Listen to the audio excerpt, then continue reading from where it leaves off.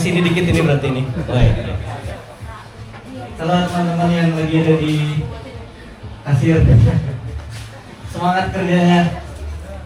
Baik, untuk mempersingkat waktu, berhubung juga kita semua sudah berkumpul di sini. Sebelumnya saya mau memperkenalkan diri. Nama saya Galang. Dipanggil Om Galang, Mas Galang, Bang Galang, atau biasa kalau kita di teman-teman PA kan pakai nama lapangan ya. Jadi biasa saya dipanggil Babon. Ya, tahu sendirilah kenapa dipanggil Babon. Gak usah ditanya lagi. Oke, sebelumnya saya mengucapkan terima kasih buat teman-teman yang sudah hadir di sini, terutama dari Bapak Nata selaku pemilik Zoo Coffee. Kasih tepuk tangan dulu buat Bapak Nata yang sudah memfasilitasi kegiatan ini. Nah, jadi kegiatan ini sebenarnya dadakan ya, karena memang sekarang lagi banyak banget sih kegiatan pendakian. Dan masih banyak orang-orang di luar sana yang melakukan pendakian tapi masih belum tahu bagaimana sih persiapan dan juga perencanaannya ketika mereka mendaki gunung.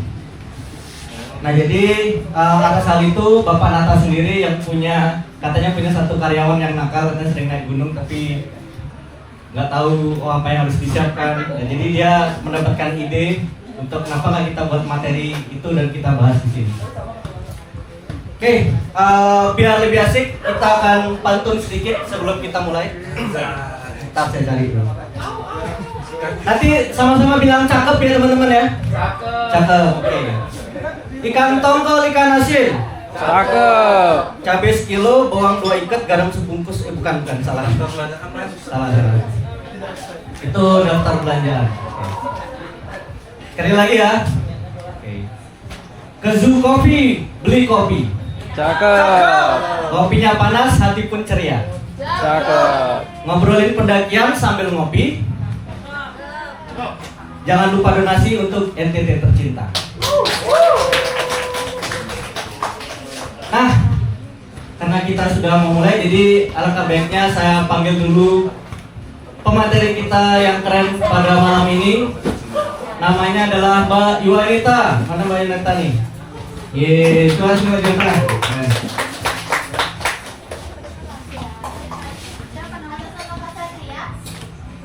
Kak Satria, oh di sebelah sana.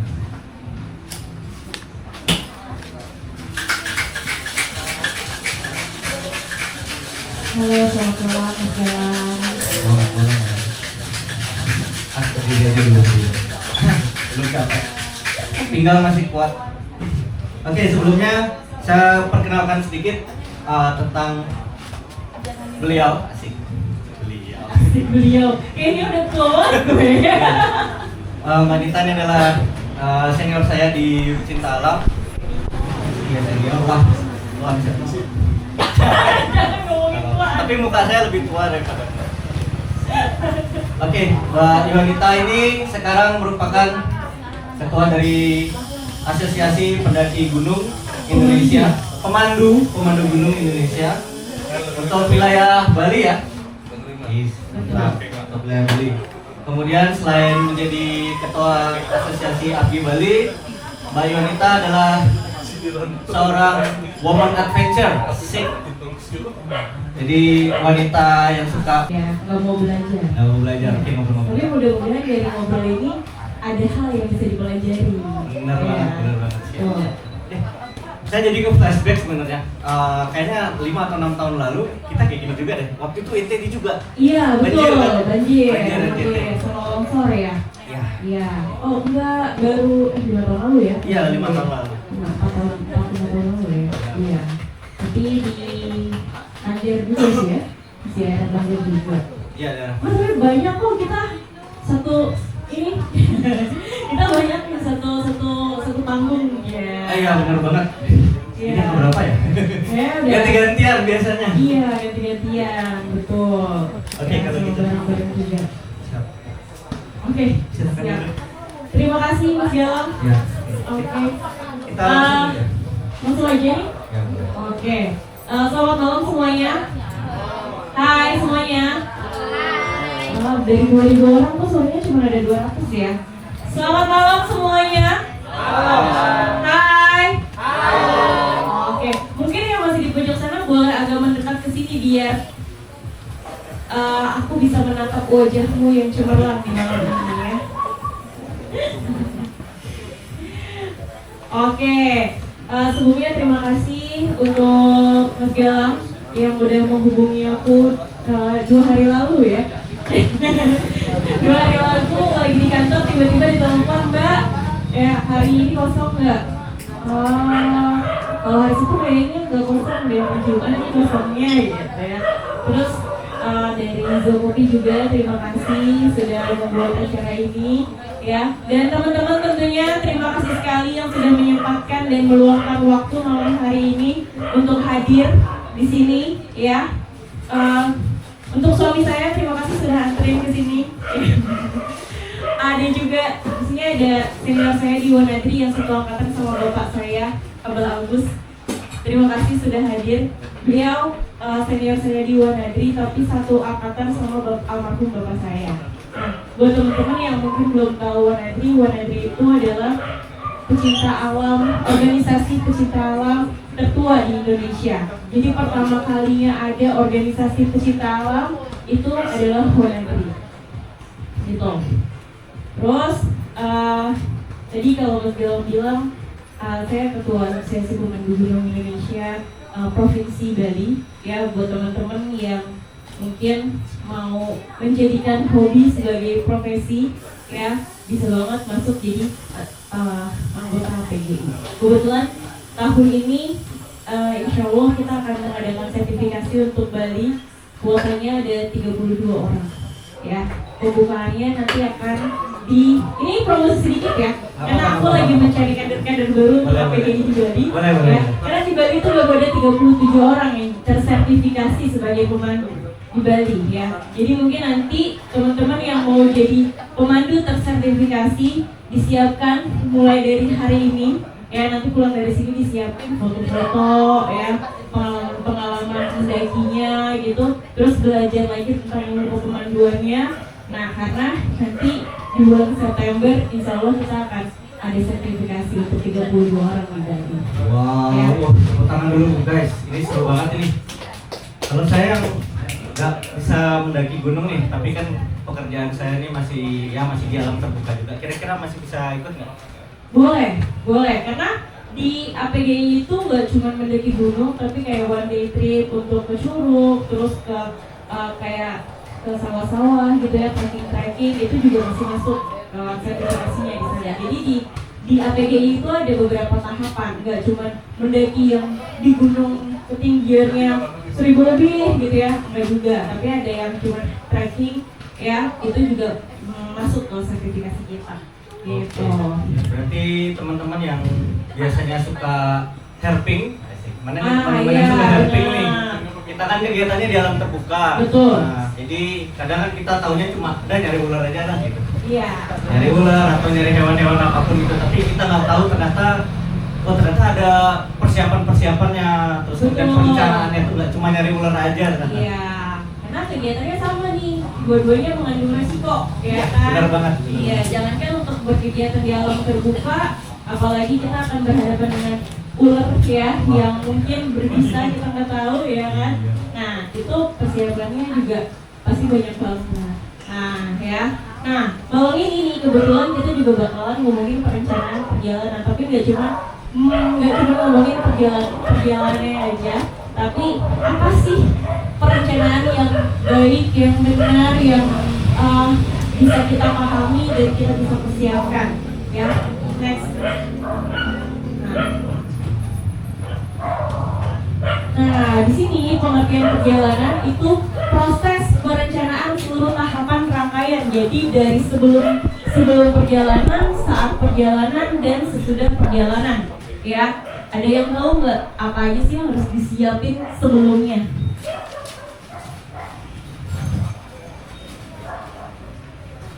Kalau saya yang penting snack. Wah, itu nomor 1. Ya. Indomie. Indomie itu cemilan ya. Indomie itu cemilan. Buat saya Indomie cemilan, soalnya nggak nyanyi. 2 jam kemudian nanti lapar lagi. Kalau Ya. 3 bungkus, Kalau 3 bungkus berarti 2 jam dikali 3 ya, 6 jam lumayan ya. Oke, nah jadi ada pra perjalanan, ada pelaksanaan perjalanan ya, dan pasca perjalanan. Tujuannya apa? Kita punya perencanaan perjalanan. Nah, tujuannya adalah mempersiapkan pelaku perjalanan sebelum menjalani proses perjalanan yang memiliki resiko bahaya. Ya, tadi ya bahaya ya. Biar apa? Biar kegiatannya bisa berlangsung secara bertanggung jawab ya. Jadi kita sebagai pelaku perjalanannya harus bisa bertanggung jawab dengan perjalanan kita ya. Terus aman, terencana, dan tentu saja terstruktur ya. Oke. Nah, kalau kita tadi ngomongin si perencanaan perjalanan ya, sebelum kita jauh ke depan ya, yang ada di pikiran ketika mau melakukan perjalanan apa aja sih? Apakah kita sebagai pelaku perjalanan berharap setiap perjalanan kita akan aman, akan nyaman, akan terhindar dari semua bara bahaya? Iya nggak? Pasti dong, semuanya pengen perjalanan kita berjalannya dengan lancar, aman, pulang dengan selamat, bahagia, dan punya cerita yang akan diceritakan ke teman-teman, ke pacar, ke istri, ke anak cucu nanti, ya kan? Pasti, ya kan? Terus, apakah kita berharap keselamatan kita 100% dijamin sama penyelenggara? Ini terjadi kalau misalnya kita jalannya bareng teman, atau bareng sama open trip, atau kita berharap sama pihak base camp. Ya, kalau mau naik gunung kita berharap nih sama pihak base camp yang akan menjamin keselamatan kita 100%. Gitu nggak? Punya harapan itu nggak? Ayo, punya apa enggak? Dulu. Punya ya? Pasti punya. Beberapa persen pasti punya. Kalau jawabannya iya, apa yang sudah kita persiapkan? Apa yang udah kalian persiapkan untuk perjalanan ini? Nah, terus pertanyaannya, apakah resiko bahaya dalam perjalanan bersifat diskriminatif dengan memilih berdasarkan jenis kelamin, status sosial, ekonomi, suku, agama, dan peran di lapangan? Ada yang paham nggak maksud kata-kata ini? Dari resiko bahaya dalam perjalanan bersifat diskriminatif. Ada nggak yang pernah mengalami diskriminatif ketika gue mau naik Gunung Agung? Contohnya dari jenis kelamin, status sosial, ekonomi, suku, agama, peran di lapangan. Kita sebagai apa sih ketika melakukan sebuah perjalanan? Ada yang paham nggak maksudnya? Ada yang bisa memberi contoh nggak? Oke. misalkan kalau orangnya kayak Mbak Bon nggak boleh naik. Nah, Misalnya kayak saya nggak boleh naik. Kenapa kayak gitu? Karena Mbak Bon. iya. Jadi ketika perjalanan ini bersifat diskriminatif, itu maksudnya perjalanan mendaki gunung di atas 4.000 tidak bisa dilakukan oleh seorang perempuan yang sudah menikah dan mempunyai anak, dan ketika dia melahirkan secara sesar. Itu diskriminatif kelamin. Pendakian gunung ini tidak masuk karena perekonomiannya nggak masuk, jadi perlengkapan, dana, dan lain-lainnya itu tidak masuk dengan kaum yang ini, gitu ya. Terus suku dan suku, agama, dan lain-lainnya. Ternyata apa ya, kalau suku dan agak ini ya, agak sedikit sensitif ya. Oke, nah sama peran di lapangan, lo sebagai apa, kita sebagai apa di lapangan? Misalnya kalau di perjalanan kita sebagai leadernya atau sebagai sweepernya. Terus ada yang bilang gini, lo kan cewek, lo nggak bisa jadi leader, ya kan? Nah, biasanya hal yang ini banyak sekali dialami oleh perempuan. Iya apa enggak? Iya apa enggak? perempuan pendaki di sini ada yang sering merasakan ini diskriminatif? Ya, padahal perempuan itu ternyata kebetulan beberapa kali di pendidikan dasar itu saya sebagai staf kesiswaan dan komandan medis ya. Ternyata perempuan itu punya kekuatan mental yang lebih tinggi daripada laki-laki. Percaya nggak? Tepuk tangan dulu teman-teman. Tepuk tangan dulu untuk para perempuan. Kenapa kenapa saya bisa bicara seperti itu? Karena ketika perempuan luka, ya, ketika dia mengalami kesedihan, ya, terus mentalnya mulai ada gangguan, maksudnya mulai merasa homesick, mulai merasa takut, segala macam, itu dia bisa banget mendam semua itu. Dan dia ketika dia punya keinginan, punya semangat yang tinggi, itu mengalahkan rasa takutnya dia, mengalahkan rasa capeknya dia. Ya, iya nggak? Makanya cewek-cewek tuh lebih sering memaksa untuk menggapai puncak ketika mendaki gunung. Iya apa enggak? Iya. Ayo jujur ya cewek-cewek. Iya enggak? Ayo iya enggak? Oh. Oh iya lagi. Iya enggak? Iya. Itu loh ya. Nah, terus dalam konteks perencanaan perjalanan, sejauh mana sih kita punya batasan kendali yang kita miliki? Ya. Terus apa saja risiko bahayanya? Terus risiko bahaya yang bisa dihilangkan apa aja, dan apa yang bisa dan harus kita persiapkan? Nah, ini mungkin yang jarang kita bicarakan ya. Tingkatan kegiatan di alam terbuka. Nah, tadi ini ya, kalau yang apa namanya tadi? Helper itu bisa nggak sih jadi RPGI? Ya, bisa. Karena kita punya tingkat kegiatan di alam terbuka. Yang pertama play, kemudian adventure, fighter adventure, dan miss adventure. Ya, play itu masuk dalam kategori bermain, misalnya kayak capture, ya, terus piknik, terus kayak cuma main di pinggir-pinggir pantai gitu ya. Nah, itu masuknya dalam kategori play karena di sana tingkat bahayanya kecil. Ya. Terus yang kedua itu adventure. Adventure tingkat bahayanya sedikit lebih tinggi dari play karena dia mengandung misalnya kayak hiking, one day trip ke Curug gitu ya. Nah, itu dia sudah punya tingkat bahaya yang cukup lumayan karena jalurnya lebih melelahkan ya. Terus kalau fighter adventure apa?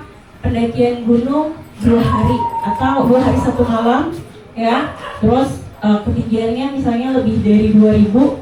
Nah, itu udah masuk ke dalam fighter adventure. Itu lebih ke seperti pendakiannya mengandung bahaya yang punya apa ya namanya, punya macam-macam yang punya berbagai macam bahaya ya. Jadi bahayanya dari kita sendiri sama bahaya yang dari alam, misalnya kemungkinan longsor di gunung, kemungkinan cuaca yang ekstrim itu lebih banyak di flying adventure ini. Nah, yang miss adventure ini yang paling berbahaya ya. Kenapa? Karena biasanya yang miss adventure ini dia kegiatan yang tingkat kesulitannya melebihi kemampuan orang yang akan menjalani perjalanan ini. Misalnya dia mau ekspedisi, tapi ekspedisi ke tempat yang sama sekali belum pernah dia datangi dan mereka tuh nggak tahu di sana tuh seperti apa sih ya. Jadi misalnya selamat datang, selamat masuk. Oke, halo, salam kenal. Nah, terus di sini tingkat kesulitannya, tingkat perjalanannya, waktu perjalanannya itu juga memakan lebih banyak. Ya, misalnya perjalanannya kayak ekspedisi ke Everest gitu ya. Itu kan tingkat bahayanya benar-benar tinggi ya. Oke. Next. Nah, untuk semua tadi perjalanan yang tadi ya, keterampilan apa sih yang harus kita miliki? Ada yang tahu keterampilan yang harus kita miliki untuk melakukan sebuah perjalanan di alam terbuka? Salah satunya, Tadi ada yang jawab navigasi. iya betul, bisa navigasi, survival, ya. Terus apalagi ada lagi yang tahu? Manajemen barang bawaan. Manajemen perlengkapan, peralatan. Oke, itu adalah sub-sub dari keterampilan. Tapi ada 4 keterampilan yang harus kita miliki. Next. Nah, ini adalah 4 keterampilan dasar berkegiatan di alam terbuka. Yang pertama adalah technical skill. Ya, itu keterampilan yang berkaitan dengan peningkatan kemampuan teknis lapangan menyangkut ritme, efisiensi gerakan, ya, dan penggunaan kelengkapan. Ya. Misalnya, manajemen waktu, terus perencanaan, mau bawa apa, ya, kita mau kemana, kita mau bawa apa aja, terus butuh waktu berapa lama, mau naik apa, ya, itu masuknya ke dalam technical skill, ya. Terus navigasi dan lain-lainnya itu masuknya ke dalam technical skill, ya, hal-hal yang teknik, ya. Jadi untuk ngurusin transportasinya juga, mau naik apa nih kita dari rumah ke stasiun ini, ya, terus dari stasiun menuju base camp kita naik apa, itu masuknya ke technical skill, ya. Terus yang kedua itu fitness skill.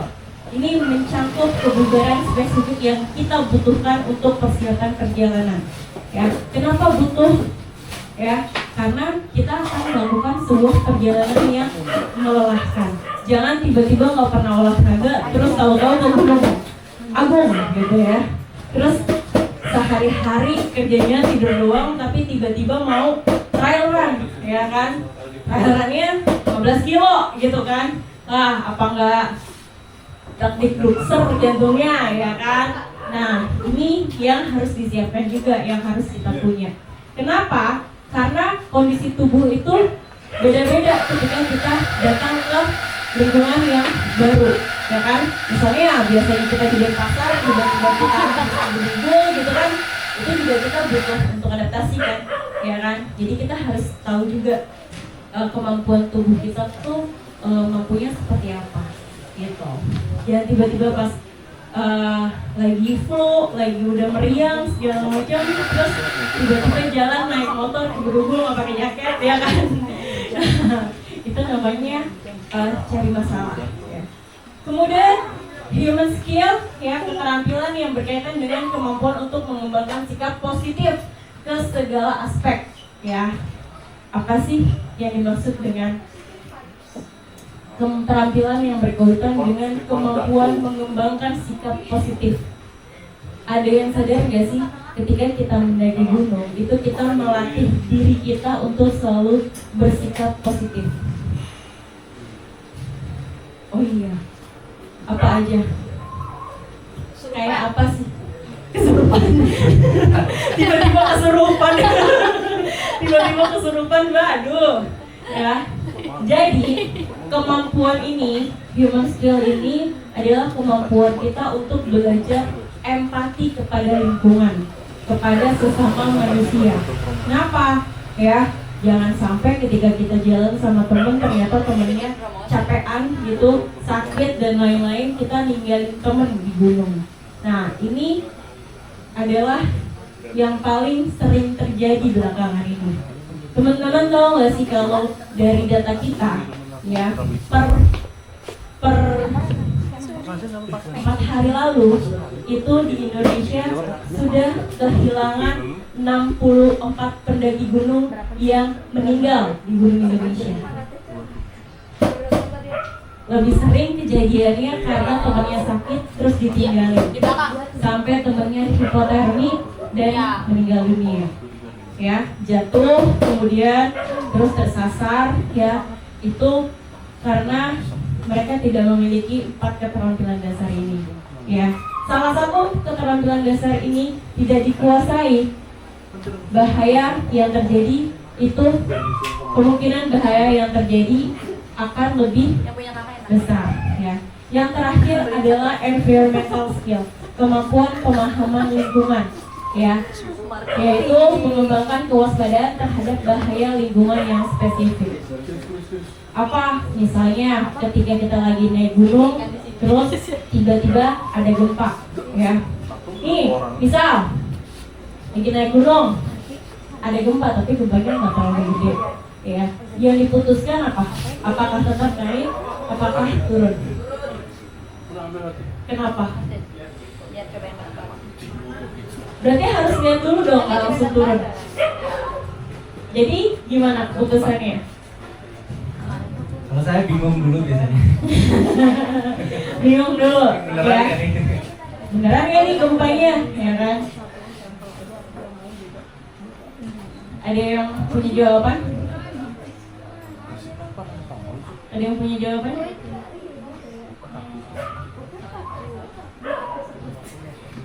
Oke, ini sedikit cerita waktu 2022 di bulan Agustus atau September ya, aku lupa. Itu aku naik Gunung Agung, terus baru sampai pos 2 lewat Kurege.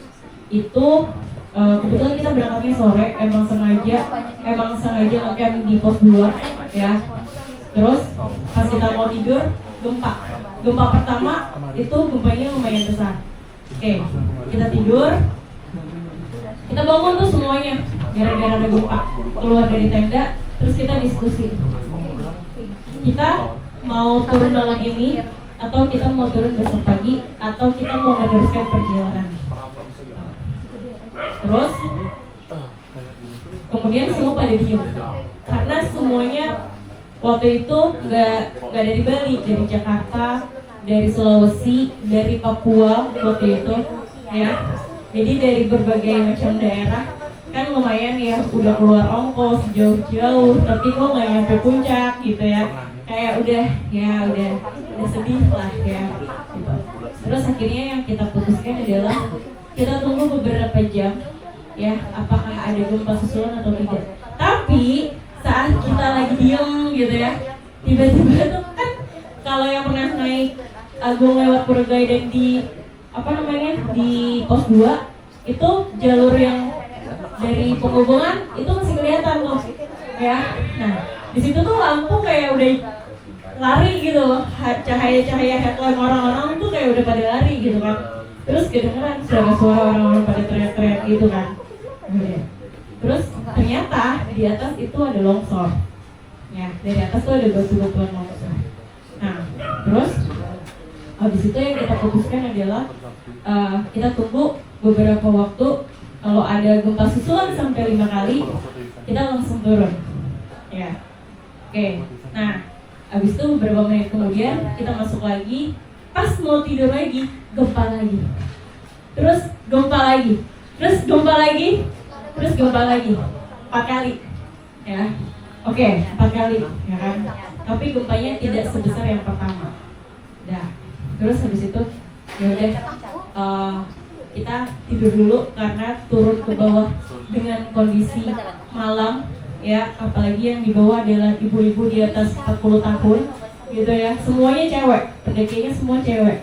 Cuma porter doang 2 orang yang cowok. Ya. Terus itu kita bertujuh benar-benar semuanya perempuan. Terus habis itu udah kita putuskan itu di tengah malam sekitar jam 2:30 pagi gempa lagi. Ya udah, habis gitu kita benar-benar langsung packing, ya, masak dulu, sarapan, menenangkan diri. Habis itu kita nggak memutuskan untuk tidak ke puncak dan turun. Kenapa kita selama itu mikirinnya? Karena kalaupun kita panik tiba-tiba turun ke bawah, ya, itu lebih bahaya juga dengan kondisi kita mikirin kondisi fisik, ya kan. Kondisi fisik ibu-ibu di atas 40 tahun gimana ya, ya kan. terus yang satu juga udah 50 tahun lebih gitu. Jadi kita memikirkan keselamatannya juga. Terus bila di luar itu bahaya lingkungan ya, itu adat dan istiadat setempat yang harus kita hormati. Nah, ini kemampuan pemahaman lingkungan ya. Nah, kalau di Bali itu kan kalau perempuan naik gunung itu nggak boleh dalam kondisi yang sedang datang bulan ya. Nah, itu harus kita hormati. Hal-hal yang seperti itu harus tetap kita jalankan. Di mana bumi berpijak, di mana Cakep. ya, cakep. Ya, jadi kita harus tetap memahami kondisi lingkungan yang ada di sana tanpa mengubah apapun ya. Jadi ya kalau misalnya memang kita nggak boleh bawa daging sapi, daging kambing dan daging babi ke gunung-gunung yang ada di Bali, ya kita hormati saja itu ya, karena pasti yang ada di sana itu membuat keputusan itu, membuat peraturan itu tentu ada sebab dan akibat gitu ya. Oke, nanti kalau ada yang mau bertanya silakan bertanya ya. Selamat datang. Selamat datang. Selamat malam. Iya, silakan. Mbak, selamat malam. Terima kasih sudah hadir. Siap. Izin. Izin, Mbak. Izin. Siap. Oke. Next. Nah, keterampilan itu dibuat oleh Bapak pendaki gunung. Ada yang tahu nggak? Namanya Colin Motlop. Nah, jadi kalau nanti punya waktu kosong silakan searching siapa si Colin Motlop ini. Dia yang membuat sebuah buku tentang berkegiatan di alam terbuka. Jadi nggak cuma naik gunung, tapi dia bercerita tentang berkegiatan di alam terbuka. Ya. Oke, nah tadi kan kita udah ngomongin ininya ya, keterampilannya. Kenapa kita harus punya keterampilan itu? Karena kita akan menghadapi sumber bahaya. Nah, ini ada diagram bahaya, ada bahaya subjektif dan ada bahaya objektif. Ya, apa sih bahaya subjektif dan bahaya subjektif? Bahaya subjektif itu bahaya yang bisa datang dari diri kita sendiri. Ya. Bahaya ini sebenarnya bisa dihindari. Semakin besar pengalaman kita, semakin besar bahaya ini bisa kita hindari. Kalau semakin banyak kita belajar dari satu perjalanan ke perjalanan yang lain, pasti ada evaluasi dong setiap perjalanan. Ya kan? Oh ternyata kemarin aku salah pakai sepatu yang ini, jadinya kaki aku cantengan gitu ya. Besok naiknya jangan pakai sepatu yang ini lagi gitu ya. Oh ternyata jaket yang ini dipakai nggak cocok untuk perjalanan ke Gunung Abang, cocoknya jaketnya yang ini. Itu evaluasi dari setiap perjalanan ya. Itu bahaya subjektif. Kalau bahaya objektif itu bahaya yang tidak bisa kita hindari ya. Nah, semakin kita tidak berpengalaman, semakin bahaya ini tidak terhindarkan. Misalnya, ya, next. Nah, ini subjektif gender, ya. Tadi dari kita sendiri bisa kita antisipasi, bisa kita kontrol. Terus harus diminimalisir, bahkan jika bisa dihilangkan, ya. Nah, contohnya kita terledor dalam mempersiapkan perjalanan. Ya, persiapannya ala kadarnya ya.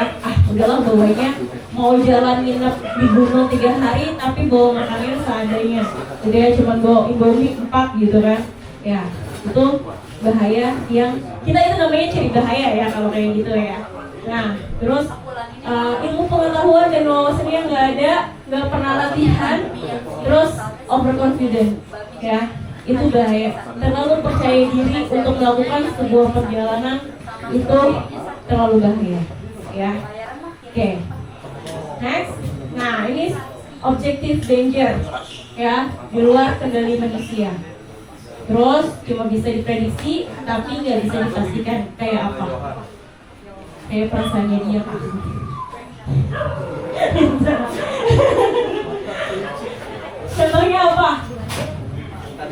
gempa. Berarti kan nggak tahu kan kapan terjadinya gempa, ya kan, cuaca, longsor, ya itu kita nggak tahu kapan, ya kan.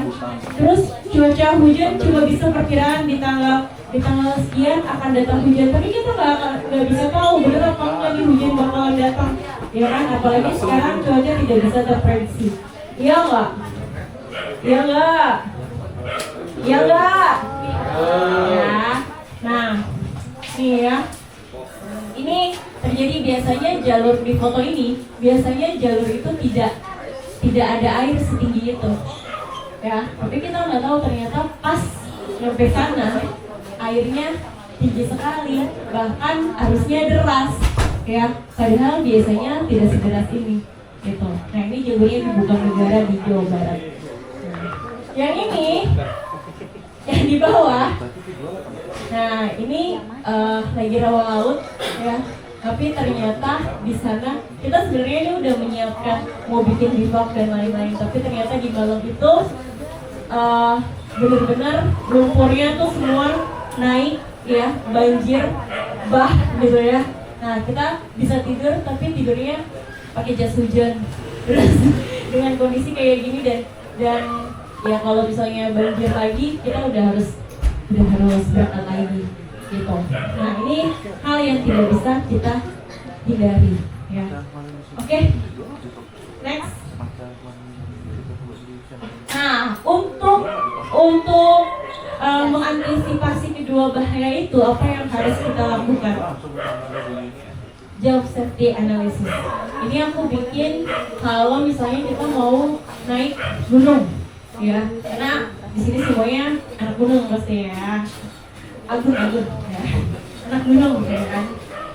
Misal dari tahapan pekerjaan, ada potensi bahaya, ada resiko atau dampaknya, terus ada cara pengendaliannya seperti apa. Sebenarnya hal ini yang sering kali terlewat dari pendaki-pendaki sekarang. Kenapa? Karena kalau aku pelajari, kalau aku lihat, ya, ini sih dari kacamata aku aja. Mohon maaf, pendaki-pendaki yang sekarang ya, Om Galang ya, itu mereka lebih memikirkan barang perlengkapan, outfit, ya, iya nggak? Iya nggak? Betul. Iya nggak? Ya kan? Outfit, oh pengennya pakai Osprey, pengennya pakai Duter, pakai Eger, kayak nyebut merek ya. Polygon gitu. Oh iya, vial ya, berubah ya. Nah, tapi ternyata dia nggak memikirkan nih safety analisisnya apa aja. Jatuh nggak barang tersebut dibawa ke tempat tujuan kita? Maunya semuanya serba ultralight, tapi ternyata ultralight itu dia nggak tahu nih fungsinya apa, ya kan? Bawa tenda ultralight tapi di ketinggian 3000 lebih, gitu ya. Nah, itu kedinginan ya sih? Jaketnya ultralight, cuma windbreaker doang, ya kan? Tapi ke Gunung Agung, ke Gunung Abang, ya. Fungsi nggak sih jaketnya? Fungsi nggak? Enggak kan? Nah, sebenarnya yang harus dipelajari dan harus dianalisa adalah job safety-nya. Nah, yang pertama, misal tahapan pekerjaannya adalah persiapan sebelum pendakian. Potensi bahayanya apa? Kondisi fisik tidak siap, perlengkapan tidak lengkap, cuacanya buruk. Ya, resikonya kalau kondisinya nggak siap tapi tiba-tiba disuruh jogging 5 km dengan P9, wah, besoknya encok gue. Ya. Nah, tuh, terus kelelahan, udah pasti ya, tiba-tiba disuruh lari, ya kan, 5 kilo, ya kan, kelelahan pasti. Hipotermi bisa nggak dengan kondisi kayak gitu walaupun di kota? Bisa, kenapa? Karena dehidrasi, kelelahan, terus ada cedera, terus tiba-tiba dia mandi, tidur pakai AC karena lelah, karena capek, karena gerah, ya kan? Itu bisa hipotermi, ya. Terus keadaan darurat, lagi lari, tiba-tiba jatuh, ya, terus cedera otot, apa namanya, ligamen, ya, atau tiba-tiba amit-amit patah bagian kaki gitu ya. Nah itu resiko yang kemungkinan terjadi. Terus cara ngendaliinnya biar semua itu nggak terjadi apa? Nah harus diperiksa dulu nih kesehatan dan kebugarannya. Makanya ketika mau melakukan perjalanan ada yang namanya tes fisik. Anak-anak Mapala biasanya melakukan ini nih ketika mau melakukan sebuah perjalanan. Ya nggak? Tes fisik dulu dong, ya kan? Nah, tes kesehatan, tes kebugaran, ya kan? Briefing. Jadi briefing terus briefing ini tuh dilakukan biar tahu kemampuannya dia tuh semana gitu. Terus latihannya tuh apa aja. Ya, jadi dia udah mempersiapkan diri sebelum melakukan latihan fisik. Oh, seminggu lagi aku mau latihan fisik nih, ya kan? Sebelum dia latihan fisik bareng-bareng, dia latihan fisik dulu sedikit-sedikit di rumahnya, ya kan? Jalan kayak dari dapur ke halaman gitu kan? Ya, tapi lebih sering yang biasanya sehari-hari cuma di kamar, dia jalan bolak-balik gitu ya. Atau dari rumah ke kampus jalan kaki gitu ya. Tapi kalau rumahnya di Denpasar terus kampusnya di Jimbaran, lumayan juga ya jalan kaki ya. Jangan ya. Itu. Terus nah, ini ya, apa namanya? Ini tahapan-tahapan pekerjaan. Ini nggak semuanya aku tulis karena job safety analysis itu banyak banget kalau kita mau melakukan sebuah perjalanan. Ya, sampai ada tahapan pekerjaannya itu ketika kita mulai mendaki di perjalanan itu misalnya melintasi medan yang berbatu. Pasti dong kalau kita melakukan perjalanan kita ngelewatin jalannya beda-beda ya kan. Ada yang becek, ada yang batu, ada yang pasir, ada yang akar-akar ya. Nah, terus potensi bahayanya apa?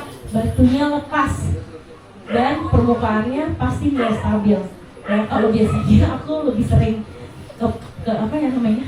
Kecengklak ya, kecengklak kakinya ya. Resikonya apa? Terjatuh atau tertimpa batu atau yang paling sering terjadi adalah terkilir.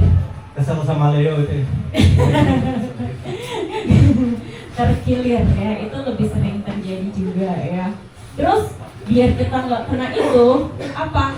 Nah, kita harus belajar memilih pijakan dengan hati-hati.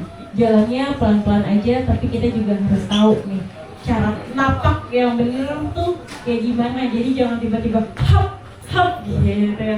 Tapi kita juga harus bisa milih nih, oh yang sebelah sini kemungkinan lebih aman gitu ya. Kalau lari kayak Ninja Warrior itu nggak boleh juga ya? Kan biar cepat, biasanya saya sering Iya, itu. benar. Oh cepat, puncak. Nah, 5 menit lagi, dikit lagi ya. Ya, benar. Oke, itu ya. Ini contoh job safety analysis.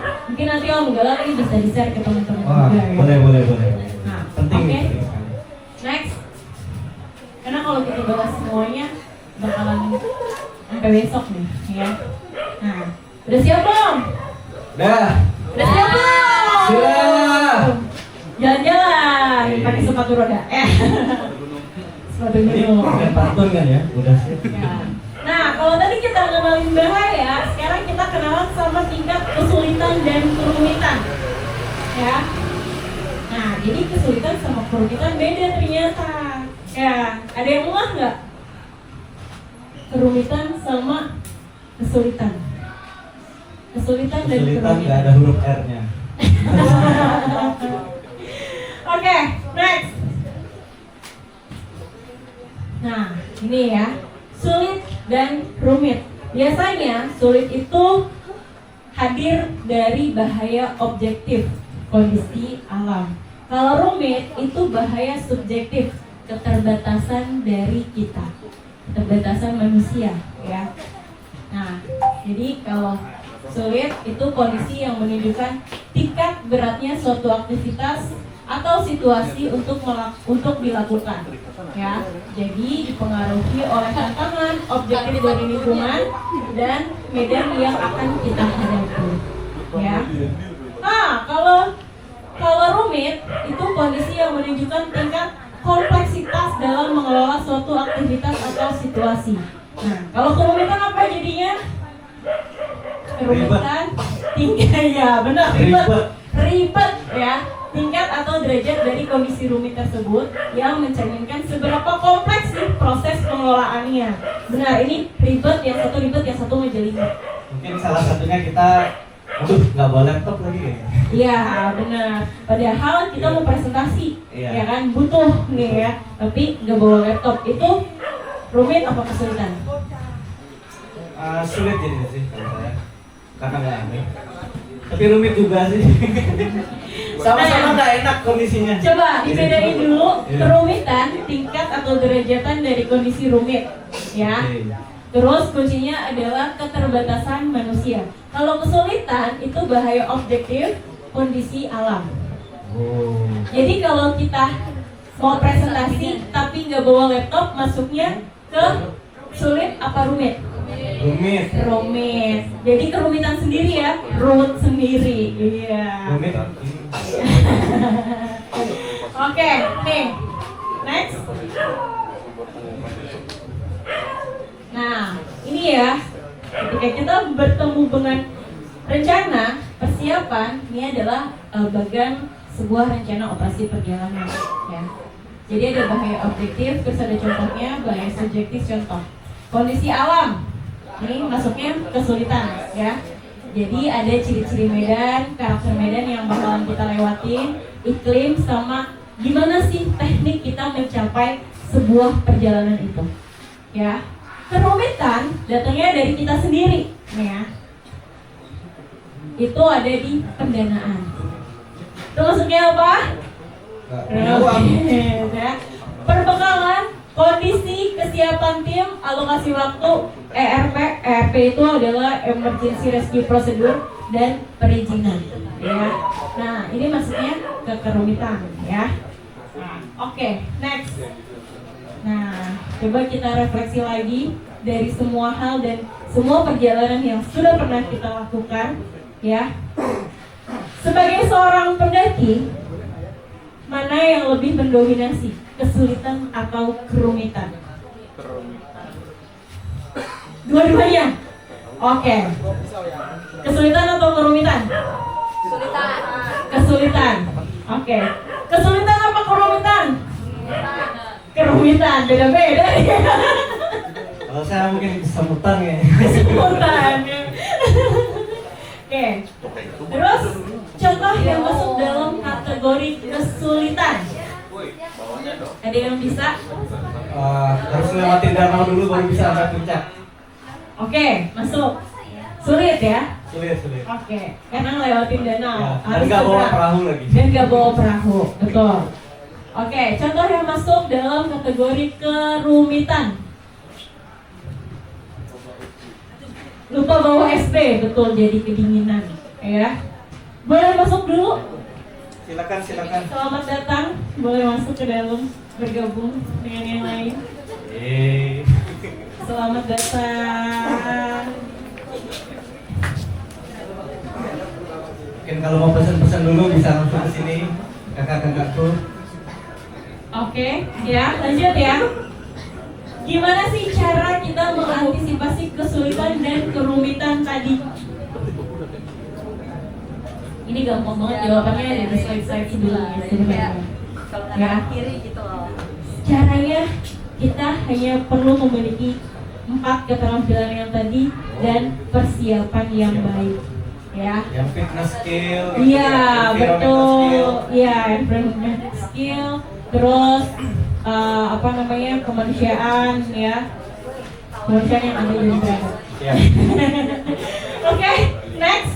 Nah, wah, nih ya. Aduh, rumit Nih kali jangan saya. lupa, ingat-ingat tadi kalau kesulitan masuknya ke Dia nanya SB itu.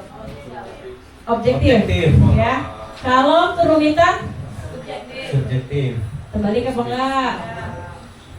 Oke ya. Kalau mengeluarkan list perlengkapan dengan spesifikasi yang jelas itu masuk kesulitan apa kerumitan? Kerumitan. Oke. Kalau nabung dan mengumpulkan dana untuk perjalanan kesulitan apa kerumitan? Kerumitan. Udah 2 ya, kerumitan. berkoordinasi dengan orang tua, dosen, bos, pacar, istri, panitia, misal izin perkuliahan, pekerjaan, bentrok dengan tanggal dan lain-lain, masuk kerumitan apa kesulitan? Kerumitan. 3 kerumitan, ya. Menyusun rencana untuk bisa mencapai lokasi, kesulitan apa kerumitan? Kesulitan.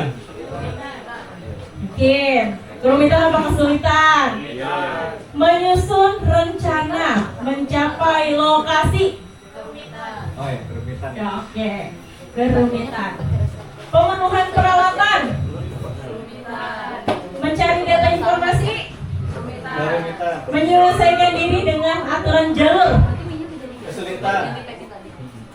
Kesulitan apa kerumitan? Kesulitan. Kesulitan.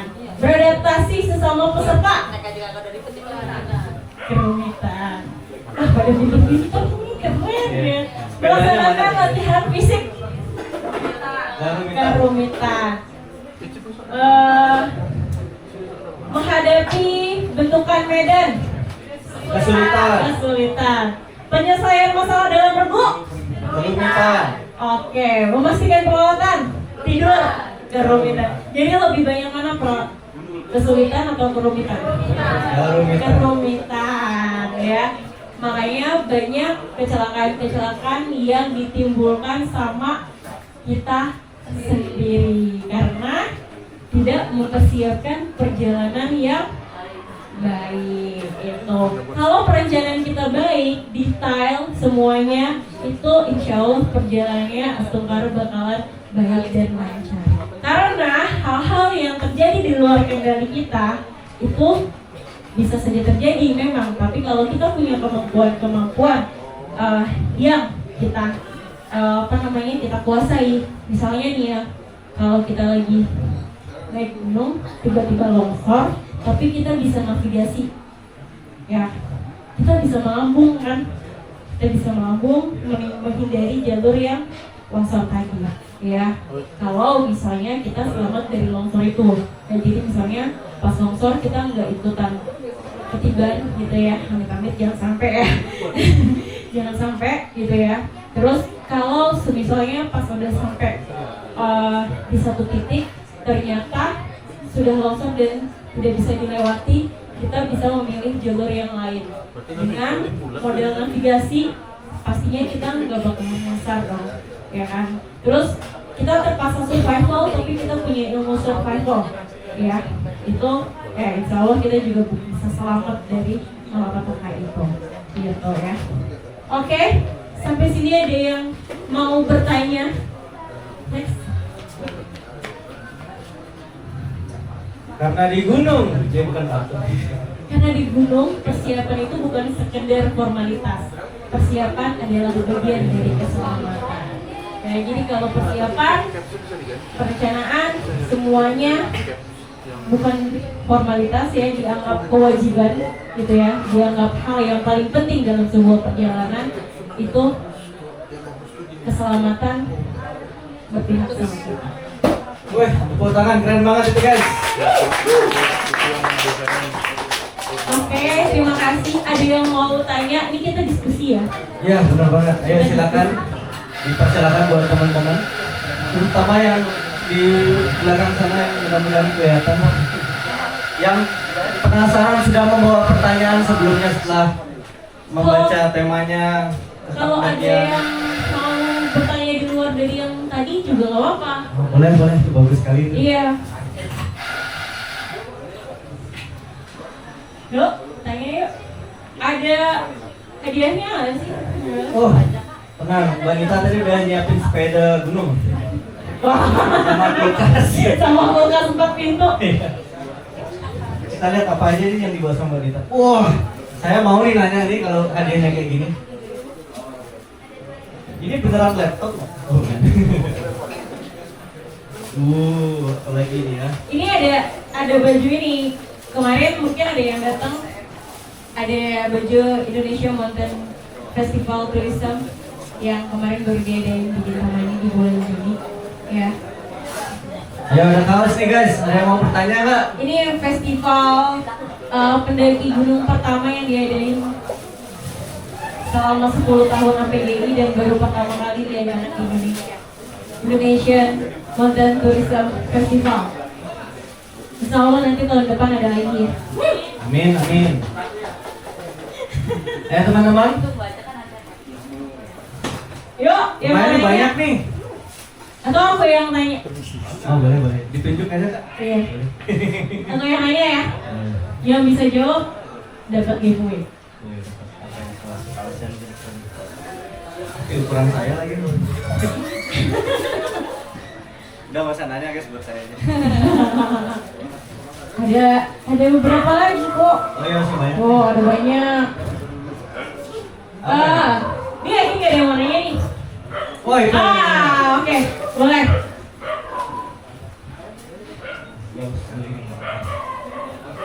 Perkenalan asal Lubus mana?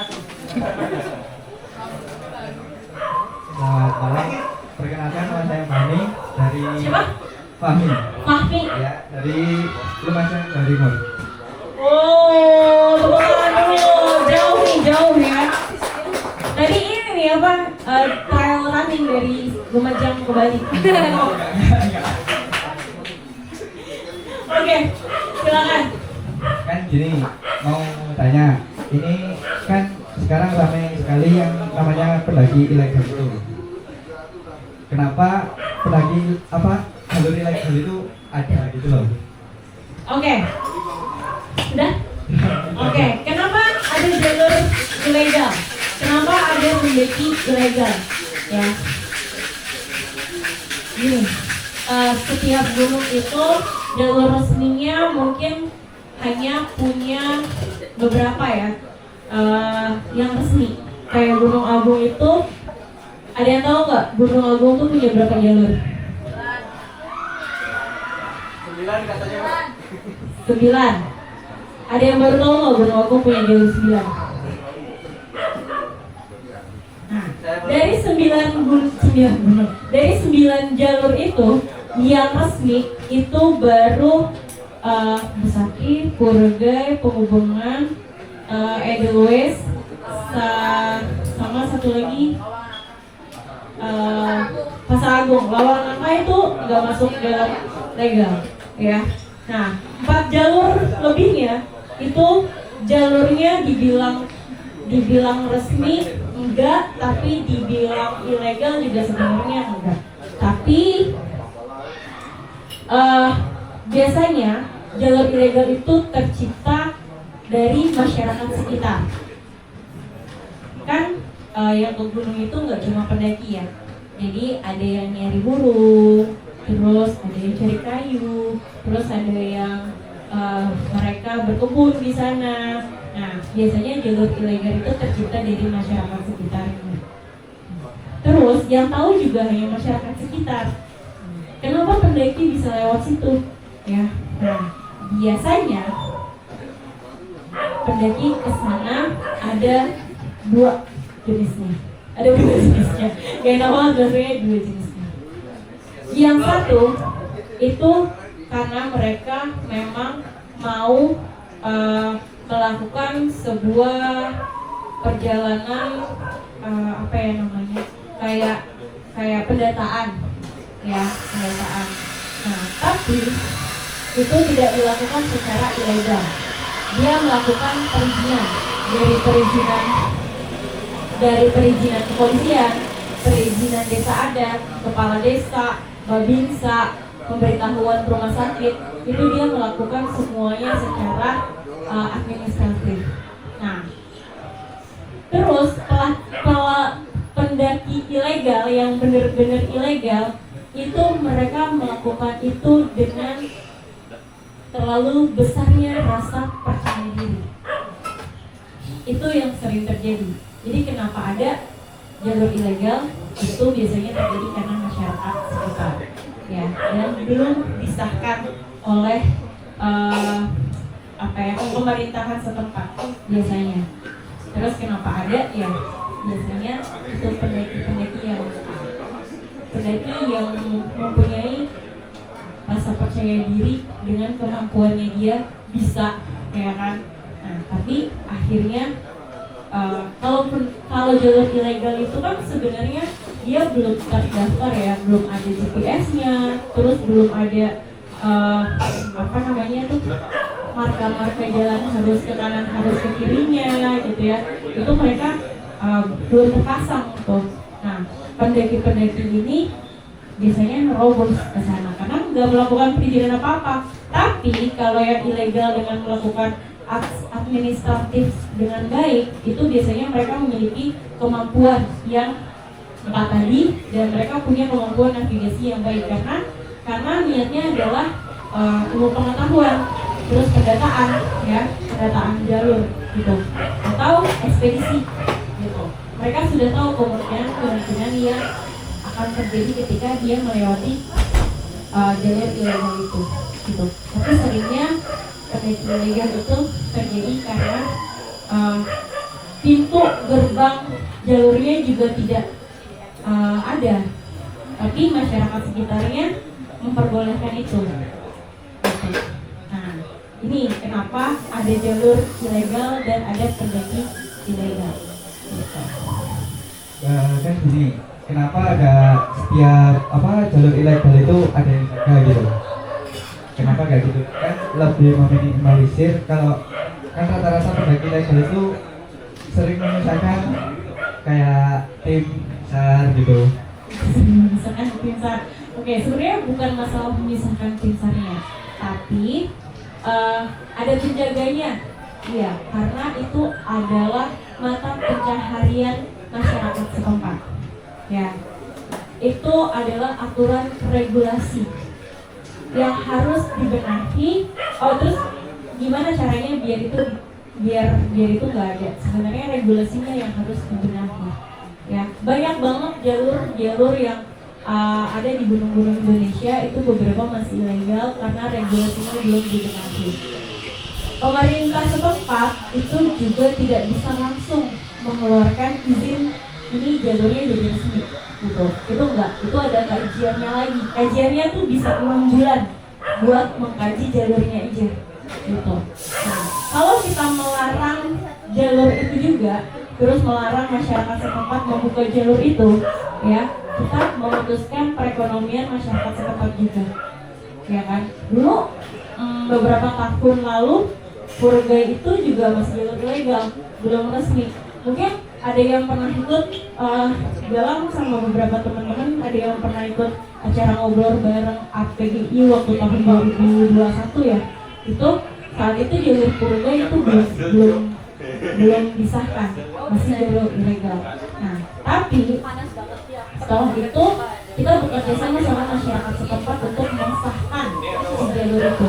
Jadi kita cobain dulu jalurnya, kesulitannya seperti apa, terus pengamannya harus ada di sebelah mana aja, markanya harus ada di mana aja, terus berapa pos yang harus disiapkan dan shelternya harus ada di pos berapa, karena setiap dari pos 1 ke pos 2 intinya beda kan, jalur, tingkat kelelahan dan lain-lainnya itu pasti beda.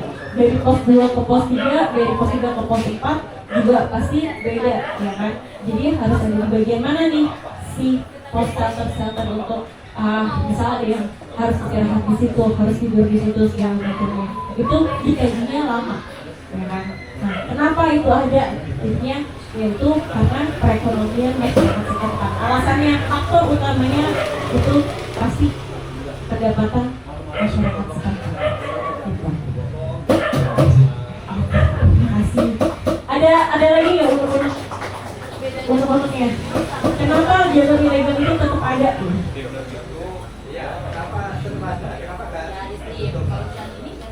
Mungkin kalau nanti misalkan masih ada yang lagi bisa dilanjutkan habis ini.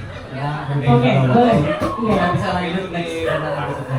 Oke, karena kalau kemarin aja di Kintamani itu kita membahas regulasi ini juga sampai jam 3 pagi.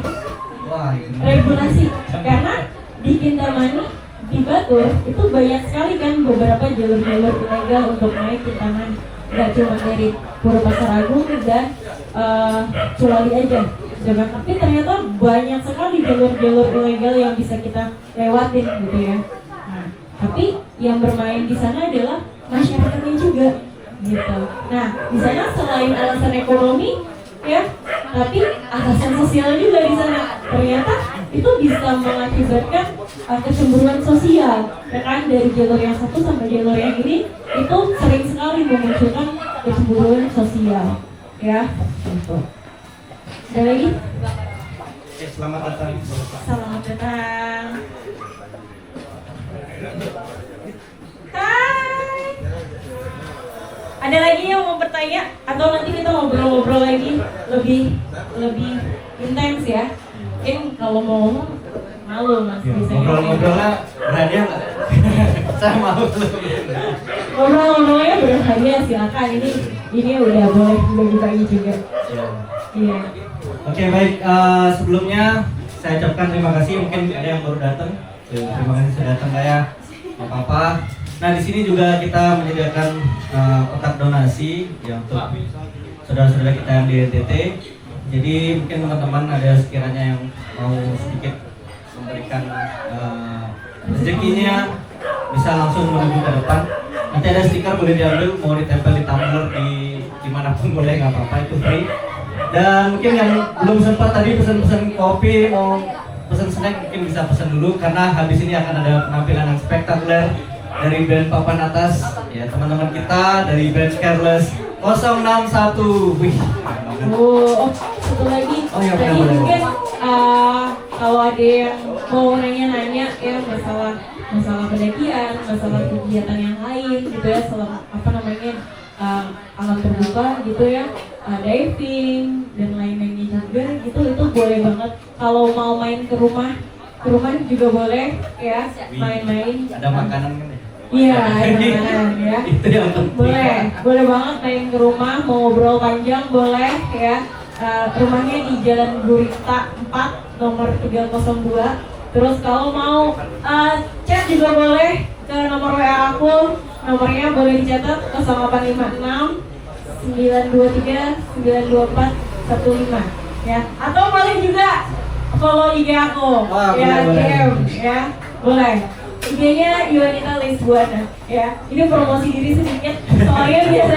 Soalnya biasanya rumah tuh nggak pernah kosong. Ada aja setiap malam teman-teman mapala, teman-teman pendaki, teman-teman pegiat ya itu main ngobrol bareng di sana. Tiba-tiba hadirlah sebuah kegiatan yang besar. Oh, betul. Termasuk Gitu. yang sekarang ini kayaknya Iya, karena betul. keseringan bareng lah ya. Betul. Jadi teman-teman boleh banget di rumah emang tempat ngobrolnya para pegiat alam. Gitu. Oke, semuanya. Om Galang terima kasih, Ya. semuanya juga Baik. terima kasih. Kasih tepuk tangan dulu yang meriah buat Kanita. Tapi sebelum itu Kanita kita mau jadi panitia mau kasih sesuatu nih buat Kanita nih. Mungkin Oh. Bapak Nata selaku pemilik Blue Coffee bisa maju ke depan. Kita foto dulu ya. Kalian kasih sesuatu. Oh, dapat hadiah. Ada apa ya? Ini.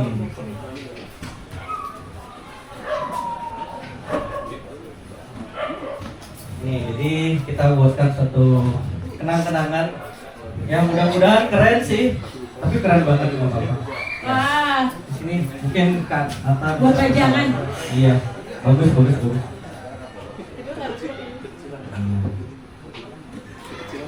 Apa bagus? Bagus kok.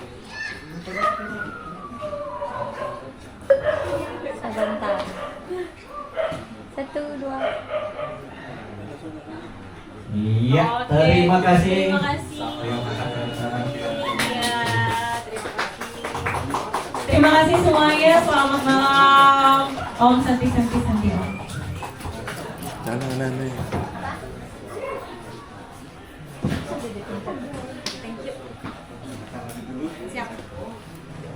Oke teman-teman semuanya, bagi yang belum pesan-pesan silakan pesan-pesan dulu mungkin, atau ada yang mau ngobrol. Oh iya, kebetulan karena saya adalah bukan jangan mengira-ngira, karena saya adalah pegiat satwa liar. Mungkin ada teman-teman di sini yang sekiranya pengen belajar tentang reptil atau hewan lainnya. Saya bawa beberapa spesimen di sana. Kalian udah pernah lihat ular warna biru belum?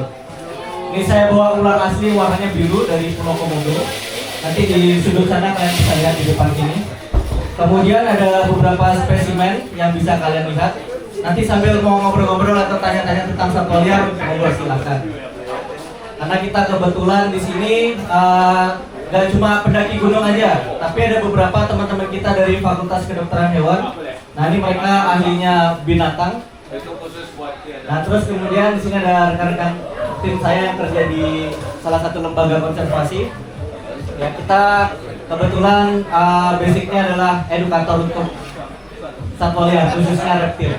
Mungkin nanti ada yang mau tanya-tanya seputar Pak, gimana sih kalau kita ketemu ular di rumah, atau mungkin kalau nanti kita ketemu satwa liar di alam terbuka, bagaimana cara mengatasi dan menanganinya?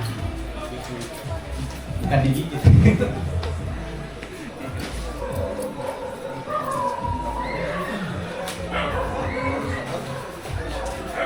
Baik, sambil menunggu ya teman-teman, silahkan. Mungkin ada yang belum kenal satu sama lain, sama lain. Silakan berkenalan dulu, atau mau ada yang mau jawab dulu Mbak Nitanya. Yuk, yang belum punya nomornya, tadi udah dikasih kesempatan ngetik, dan kalau belum sempat ngetik bisa langsung cari Mbak Nitanya. Sambil kita menunggu penampilan dari band Careless 061. Wah.